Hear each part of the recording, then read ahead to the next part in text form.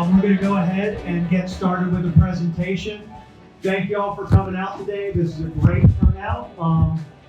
We had an event last night at the Arts Center from 5 to 8 that we had beer and world-class musicians. It turns out that subs are all we need to get a crowd out. We had a nice crowd last night, but y'all apparently like subs better than beer and world-class musicians.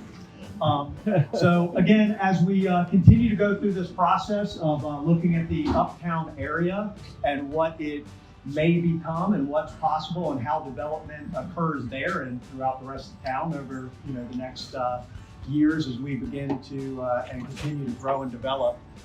This is an important step, and your feedback is vital as we make these decisions about how our community continues to evolve.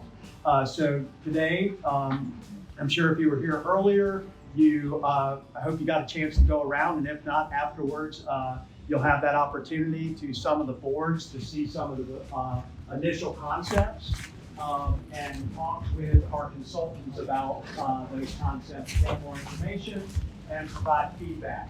Now I'm going to introduce as well, Jen is in the back there, if you can wave, from Development Strategies, and Justin is back there as well.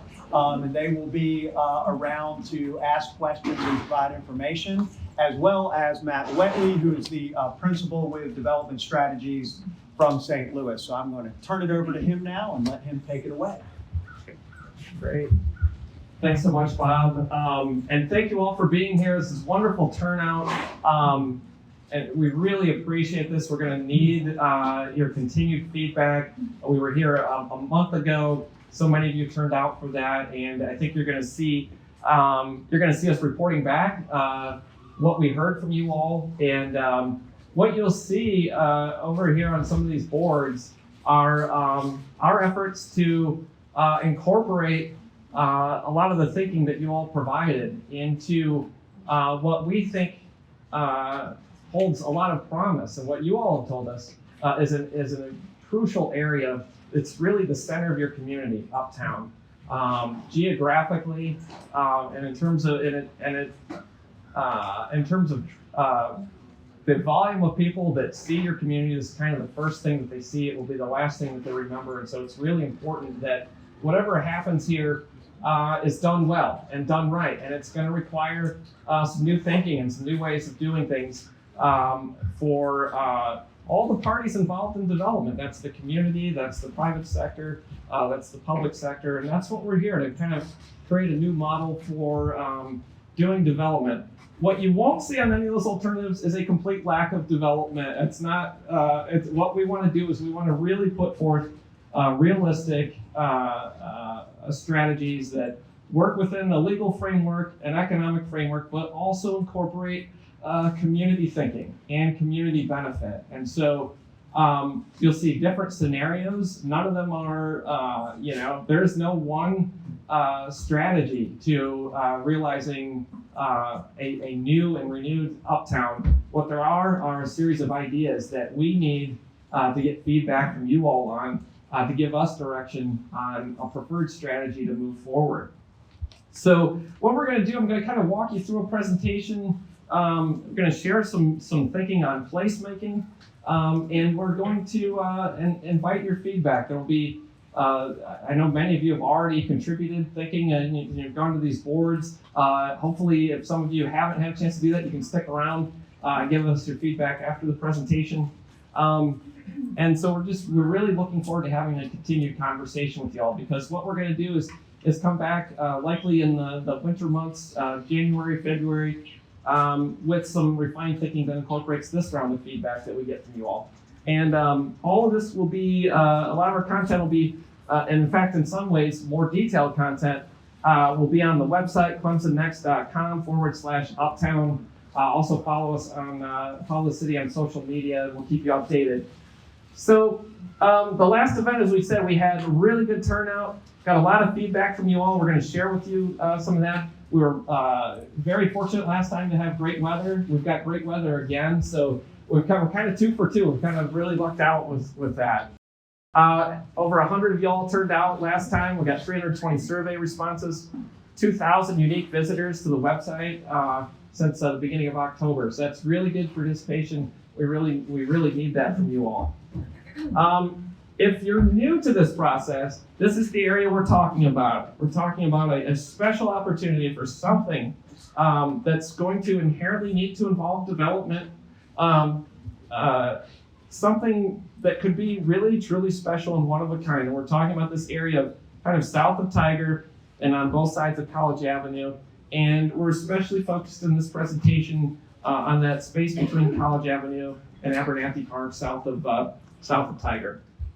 And this is part of what that opportunity is. So many people, we did the strategic plan last year. They said, we've got a lake on the edge of our downtown and our main street. Wouldn't it be great if this was enhanced, if this could be something that's one of a kind, that's unique to Clemson? And we agree with you. This is really special. This has the potential to be something really special and unique. This is what's here today. And what I think is important for everyone to understand is this will not likely, we always say one scenario is in any city plan is to do nothing. Everyone has told us they want this to be something other than what it is today. From a legal market economic structure, we want you to understand that likely this is going to change. This is an opportunity to get out in front of this and provide feedback and think about how, if and when development occurs, and it's really more when than if, what are ways that you as a community can maximize public benefit as development occurs. And that's going to take creativity. We will say we work all over the country. We've worked in numerous communities, and where districts and neighborhoods and new development occurs that is not everything that it can be, or that is in some ways inferior to what the opportunity was. The challenge is, the reason for that is a lack of creativity. That involves imagination. You'll see a lot of imagination has been put into these boards and these concepts, and a lot of it responds to ideas that you all provided us. But the creativity we're talking about, it's more than that. It's problem solving in the real world, okay? It's thinking about real constraints of economics and the legal framework. It's not just pretty pictures, it's real ideas, real problem solving. That's the kind of creativity that we're talking about, that we're gonna all need to continue to participate in. It involves trust. It involves being able to put out an idea and having somebody else share an idea. Maybe you don't both agree, but you can keep bouncing ideas off of one another so you find some kind of deal, some kind of compromise. That's the creativity we're talking about. It inherently requires partnerships. You're going to hear us talk about that a lot in this process. And it requires, yes, realistic expectations. It requires compromise. It requires follow through. We're here to tell you we've been working in a lot of communities that working through a process that involves creativity, invites creativity, that is what's going to lead to the best realistic development and uptown that this place can be. And we got such great feedback last time. And you look at some of the words that people posted in that one word exercise. What would you all like this place to be? Cool, creative, hip, beautiful, pedestrian friendly, planned garden, parks, an entrance to the city, right? There's so many great ideas here. And we hope that when you all see these scenarios, you'll see us responding to that. And the conversation, the other word you'll hear us talk about repeatedly is trade-offs. We're not here to tell you development won't occur here. We're not here to tell you there won't be any student housing anywhere in this district. It's not realistic. We could draw that for you, but it's not realistic. What we can do is find ways to orient development of a variety that includes student and non-student housing, that includes a mix of uses, that includes inviting an active public space and enhances that wonderful lake and park that you all have, that amenity, and does it in a way that has realistic trade-offs. That's what we're trying to put in front of you all. And these are the kind of the four buckets that in any city, in any redevelopment, in any development, that we have to be conscious of and respond to. We want to make sure there's a market for something. We can't draw something that isn't real.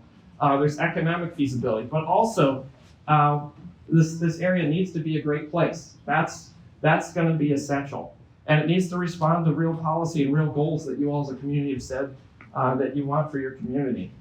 In terms of the process, as I said, we worked all over the country. I want to share with you, because we're doing a development framework. And what does that mean? Well, for one, we're focused on, in this presentation, in this process, place and quality of life. We did a strategic plan last year that was talking about growth. And the reality is growth is coming to this community.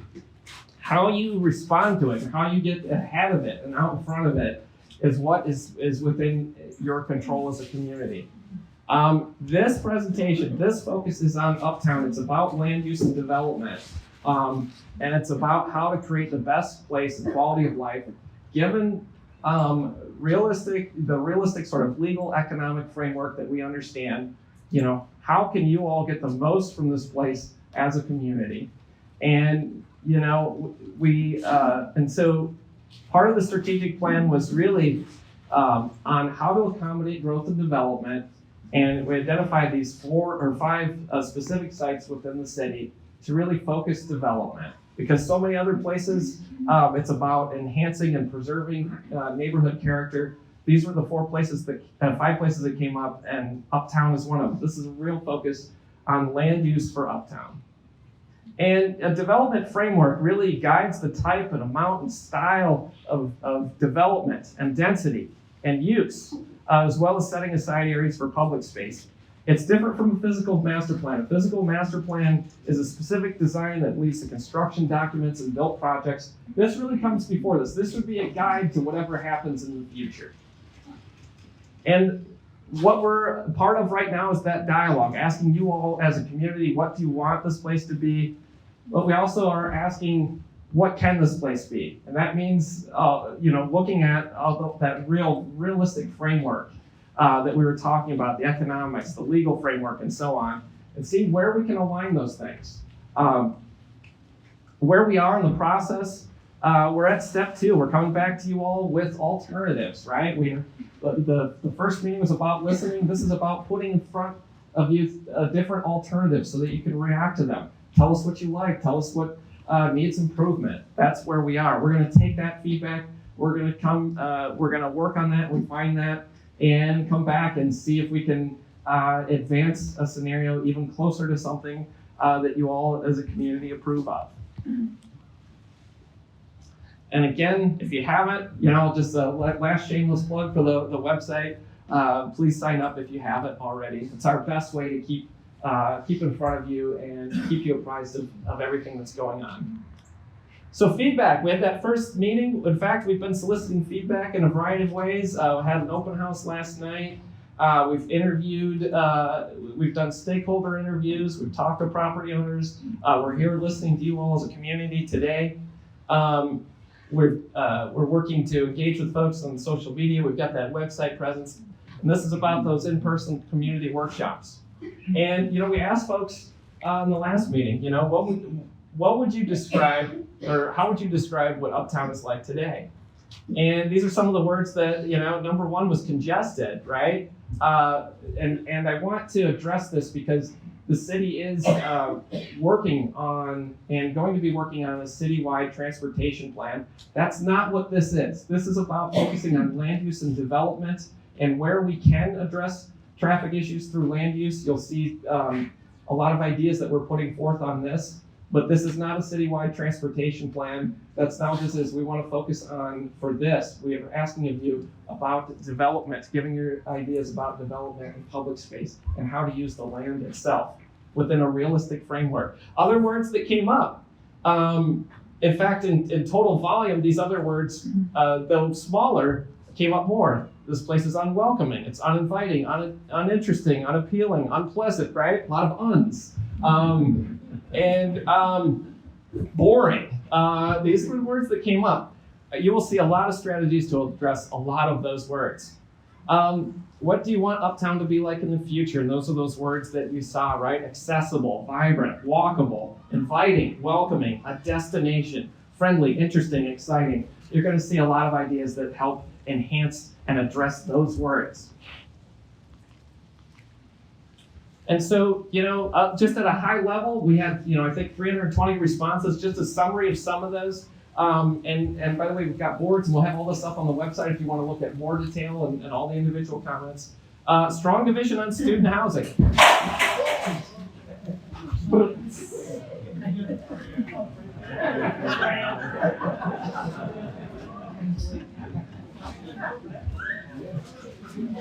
You know, we wish the wind would comply a little more today, but it is 72 and sunny, so we probably can't complain too much.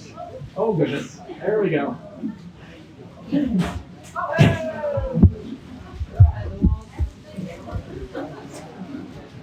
Okay. All right, I know, right? I mentioned student housing and the wind picked up. It's sunny. So, what we did here is folks open to expanding housing options generally, a strong interest in gathering spaces, and expanding open space, an interest in cultural destinations and commercial amenities, desire for more family-friendly places and spaces, attention to managing traffic and access. Again, this isn't a corridor plan for Tiger. We're not going to solve every issue about Tiger, but I think we do have some strategies that could really help mitigate some of those issues. A concern about retail and vacancy, importance of dedicated convenient parking, desire for pedestrian comfort and safety. And we've crossed many of your streets and experienced that firsthand as pedestrians in that experience. Openness to public art in the public realm, creating things that are authentic to Clemson. So this is what we need. We need these are the comments and feedback we've gotten. We think we've got some strategies that really address a lot of these things, and we need your help by focusing on land use. So what I'm going to do is share with you elements of place, and then I'm going to go into the specific scenarios a bit more. But I want to talk about what makes a great place, and a lot of these respond to the exact words that you all said. We agree with you. You said you want it to be walkable and vibrant. You want shared public spaces. You want it to be welcoming. And we want to add to that enhancing of natural systems and making a livable environment. So I want to take each one of these, break these down a little bit, talk about how these contribute to a great place and a great district, and share with you some of these ideas. And I want to show you how we might go about imagining how we might apply these in this area. So walkability, extremely important. This is actually an image of Greenville. I know you all are familiar with that. So many people love that Main Street environment. Wide sidewalks, things built at a human scale, and trees. It's part of the magic of Greenville is their wonderful street trees and how healthy they are. And so the plan and all the strategies you'll see really contemplate that. I don't think we have any sidewalks that are less wide than about 18 feet or 20 feet. Safe, comfortable crossings. You'll see a lot of strategies to get people across College, which, by the way, the city has a lot more control over College than Tiger, which is the state DOT has a lot more control over that. Trees, outdoor seating. You'll see lots of strategies for those things. Lots of different elements that traffic calming. And, this is kind of where things are today. You'll hear us talking a lot about curb cuts. Those are those drives where people get in and out of commercial areas. And it really is detrimental to a true pedestrian environment. If we want people to walk, we gotta, first and foremost, you gotta create a pleasant environment for them to walk. And so, things moving forward, we've heard a lot of people reference some of the early developments that happened. And we don't want to shy away from that. I think in the future, what we want you to understand is if all of these sites could be assembled and something really coherent and cohesive is done, this is not the model. This would not be the model moving forward. It would be, much more generous sidewalk environments, much more engaging ground floor uses. And, I know it's kind of a little hard to see here, but the difference that 8 feet make can be all the difference in the world for creating a walkable environment. A 10-foot sidewalk can feel really constrained. In some places we've seen 5-foot sidewalks. 18 feet, 20 feet really gives you that opportunity to do plantings, to have outdoor dining, and it just makes all the difference in the world. This, by the way, is a drawing of all the curb cuts, all the different things. If you're a pedestrian, all the times that you have a vehicle conflict. So in all of the strategies you'll see a great reduction in the amount of curb cuts. What we'll try to do is create an internal circulation environment that gets a lot of those car movements down to just a handful of places for pedestrians. That's another thing about this area. It's really big. It's really long. You know, a true walkable environment has lots of different blocks that you can turn down, and usually those need to be about 300 feet in length. So this is something called a super block, but not super in a good way, right? Like it's super in a really bad kind of way. Vibrancy. Now we're talking about something we've heard about. You know, we want more and interesting storefronts. We want a variety of businesses and ones that serve a diversity of community needs. And so you'll see a lot of strategies aimed at that. And we know when we talk to people, and this isn't just your community, this is most communities we talk to, you know, we want more of these kinds of things, those kind of neighborhood uses like a grocery store or a cafe. We want interesting, boutique uses, and we want to celebrate our artisans and craft in this community. We want to see art galleries and maker spaces and music venues and those kinds of things. And so you'll see strategies for that. One of the challenges we have to overcome is retail loves traffic. Now that could be pedestrian traffic. In fact, that's the best kind for retail. But it's also vehicular traffic. And you can see where retailers locate in your community. They locate on Tiger where the traffic is. So having full storefronts means getting some type of traffic on College Avenue. So we want to figure out how can we get pedestrian traffic to turn this corner. And part of it's the walkability that we talked about. Part of it's thinking about some anchors that are going to make people want to be here. If you have anchors, that helps small businesses, that helps build smaller storefronts as well. We think something like a junior Target. We've worked in a number of university communities. They're kind of a smaller format. They work really well in this kind of environment. And we see them opening in more university environments. But other types of anchors could be a brewery, could be a food hall. All of these things bring in people in ways that benefit small business. And so that's something that you'll see explored throughout this. There's other kinds of unconventional anchors. Could be a museum, it could be some kind of visitor center, could be an outdoor, a new performance venue, say at Abernathy Park. All of these things bring people in and it helps small business. Another thing that helps small business is it really does take an ecosystem. You need entrepreneurs, and one idea is, and something that we've talked to the university about, that the university shared, is they're looking at looking for sites and looking at potentially investing in a business incubator, and that would be something that for they're producing lots of talent every year, and for some of the more entrepreneurially inclined. Really creating an environment that helps them get that startup business off the ground, right? So it's about anchors, but it's also about entrepreneurs and giving them the support that they need, especially in that early startup phase. So something like that somewhere on College Avenue would be really helpful.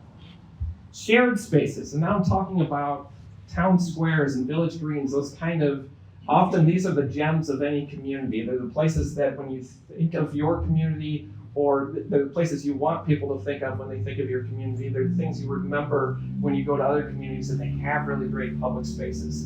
And so in all these drawings, you'll see opportunities for just those kinds of spaces that people can gather and use in different ways over the course of the year. And not all of them are big. You'll see some small spaces. Some of the spaces people love and remember about a place are really small. It might be an alley, it might be a small little pocket park. But if it's invested in the right way, it can be really great and really special. And thinking about ways to incorporate art, I think you got a great artist community. That's going to be really important to making a space authentic to this place. Having the place be welcoming and connected is really important. How do people get here? How do they get around here? That's so important. And so we're talking about anything from transit accessibility, bike accessibility. The city's got a plan to invest in bike infrastructure on College Avenue, but also parking. We asked folks in the last meeting, how will most of you, if this district, if Uptown becomes a more vibrant district, how are you going to get here? Finding a convenient place for people to park and park once is really important. So one of the things that really adds traffic is when people go somewhere, then they get in the car, they go somewhere else, and then they get in the car and go somewhere else. So creating a centralized place for people to park and an inviting environment for people to then walk around is one of the most effective strategies we can create. And these are some images from the city's plan to invest in college with protected bike facilities. We found that people use bike facilities far more. I know a lot of times people say people won't ride bikes. They will if it's protected. If it's just a bike lane on the side of a road, most people won't feel safe. Most people won't use that. But if you create some protection, far more people will use it. Having gateway elements, that you think about that intersection of Tiger and college, and wouldn't it be great to flip the script? I mean, that's probably the place that universally everybody agrees they like the least. And you'll see, certainly one of the employee strategies to make that a more comfortable crossing. But what if we also added to that some inviting public space and some gateway elements that say, welcome to our city, this is who we are. And it is the most visible corner of your community, and there's an opportunity there to say something about yourself. Transit's going to be so important. In the strategic plan, we shared examples of partnerships in other university towns, where the university and Virginia Tech, for example, in Blacksburg, they contribute half the funding to a really well-funded transit system. So there's going to be a need for a partnership between the university. They're going to have to be a player in this. You'll hear us talk about parking garages a lot. One of the strategies you'll see us employ a lot, you'll hear us talk a lot about liner buildings. What liner buildings are is something that wraps around structured parking. We know we're going to need to park people somewhere in this area, but what you can do is you can put housing, you can put different uses in front of it, so you don't have that kind of concrete eyesore. You have some signage that lets people know where to find the parking, but otherwise they can't see it, and that's something that we use throughout. In other places, you can use different screening methods, so it's attractive, or at the very least, not an eyesore to the community. This is an example of one that's, again, I was sharing an example from Virginia Tech and Blacksburg. We're doing a lot of work there. This is an example. This one's getting ready to go underway. And this was an image of a liner building around a structured parking facility that emerged from a plan that we worked on. That street network, that thing we were talking about, I said you have these super blocks. You'll see in every scenario, we're trying to create a block structure and a street structure that gets cars off the main road. So if they do start kind of backing up, it's happening in internal development. More importantly, this creates an environment where you park once and people can walk around, and it creates a more authentic district. Then I want to talk about natural systems. Actually, I want to step back for 1 second. So one other element about traffic that I was talking about, we were on Tiger last night. We saw the cars stacking up and backing up on to get into Chick-fil-A. You all had talked about it. We believed you, but we saw it firsthand. And I can tell you on the north side, one of the things the city is doing is trying to work with property owners to create kind of a road behind all those buildings to get that traffic out. So if it stacks up, it's not doing it on Tiger. That's exactly what this strategy, it's one of the many things this strategy does, right? It gets cars off of Tiger. If they do back up, they're backing up in a way that's internal. And so again, this isn't a traffic study. We're not going to solve every problem on Tiger, but where possible, we've taken curb cuts off the street, trying to get traffic off of there. Now, on natural systems, that's something we're going to talk about because we heard from you all and we agree. We think this is one of the biggest and best opportunities for this area. And a lot of cities are finding new and creative ways to incorporate development in natural systems. The old way was kind of trying to engineer in a really artificial way natural systems. And it turns out it's a lot less expensive. It's a lot better for the environment. To work with nature where possible, and in many ways this creates some great amenities. So we want to share with you some examples. These are examples of developments that work with nature, and I'll share a few ideas with you. One of the things that we noticed that this site has is a lot of topography, and these are examples where cities have worked with that with some of their parks and public space. We have some ideas for Abernathy Park where that topography can become kind of a natural amphitheater for performances. And so that's a way to work with nature. We've seen some other cities turn some of that topography into some really fun and interesting playscapes. And these are things that children really enjoy.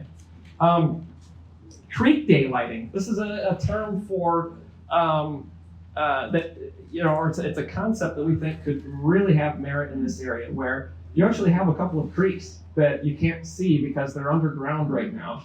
At one point, they were engineered to go through kind of stormwater drains and so on. What a lot of cities are doing is bringing those back to daylight. That's why we call it daylighting.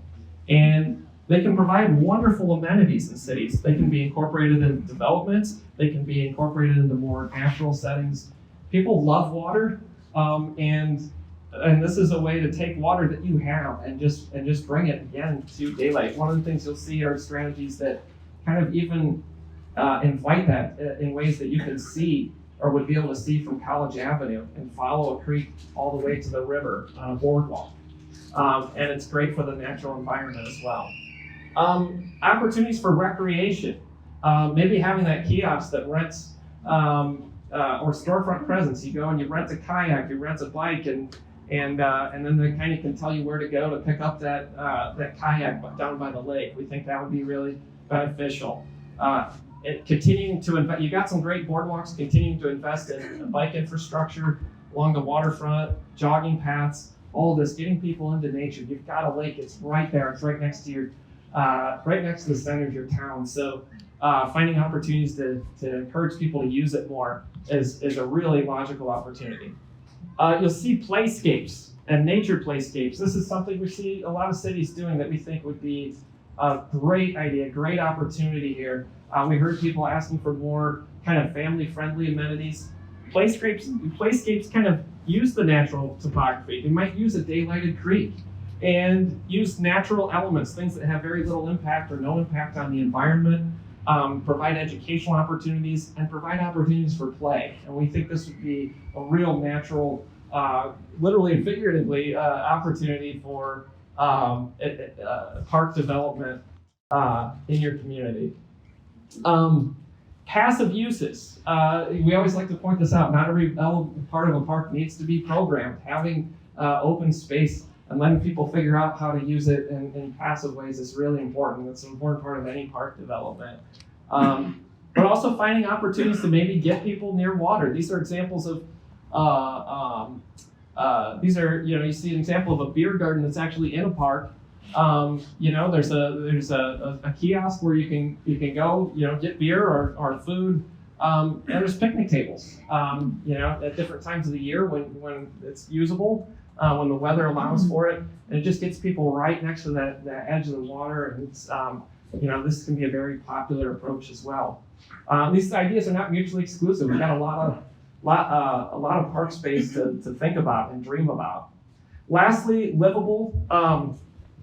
I think that any truly healthy, vibrant district is going to have residents and a mix of residents, a diversity of housing types, and you'll see in all the scenarios we have contemplated, there aren't any that don't have housing. We want to be realistic. Every one of them has housing. What we're presenting is a mix, not just of student housing, but of non-student housing in some ways that we're confident are very marketable and very realistic. And you can see that housing in different densities. This is an example actually of a student housing development on a project we were involved in where we worked with the neighborhood. It backed up onto a single family neighborhood. And this is actually the architect to figure out ways to kind of reduce its impact and preserve some natural elements as well. This is, you'll see a lot of examples of what we call kind of pedestrian only zones. You'll see some of these that kind of function like alleys. This is not a rendering, this is part of that development. That was something the community said they wanted. And so you'll see a lot of examples of that.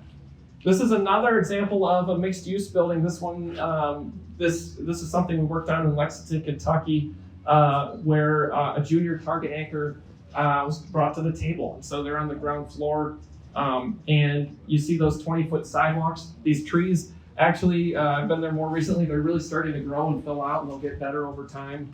And you can see different ways that development and density can be addressed and staggered back, so you kind of reduce that impact for the pedestrian experience. I also wanted to share some examples of non-student housing, and we wanted to share some of these examples for a couple of reasons. One, you can see how some of this development works with topography, how it can kind of be terraced down at the pedestrian level. You can see how it can you can use topography to provide privacy for residents, and I also wanted to share a couple of these examples because you'll notice these don't have storefront retail. Now you'll see a number of examples, a number of opportunities for storefronts and for retail, but it's not realistic that every ground floor space in that district is retail. What we wanted to show are some other examples of how you can continue to have an inviting, pleasant pedestrian environment that's walkable, and some different architectural treatments of that, and the sidewalk environment to make that expanse passable and walkable. So those are the ideas we wanted to share. Now I want to get into the urban design concepts and what you'll see on the boards and how we applied some of these concepts to future development. So you'll see, first off, you'll see one of the things that an assembly of a larger property allows you to do is start to create actual walkable city blocks. So that's something you'll see, and in every case, as I said, the sidewalks I think we drew are about 20 feet wide, allow for some of that human scale walkability. You'll see lots of opportunities for outdoor seating. That's something that we heard over and over that people want to see. We think it'll be most successful where you'll see we've put some anchor retail at the corner, and we think that'll help actually a lot of smaller businesses on down the street. You'll see lots of efforts at, there we got the wind again. Oh, good save, thank you. Thought that one just the next time. All throughout, and you'll see especially on college, opportunities for more comfortable and safe street crossings. Perhaps I think almost certainly a traffic signal somewhere in there. And there's a lot of different treatments that we do. One of the things that we're recommending for Tiger is a pedestrian scramble, something where actually all the traffic stops for every couple of minutes or so that pedestrians can get across and feel safe. It really does feel unsafe getting across there right now. Yes.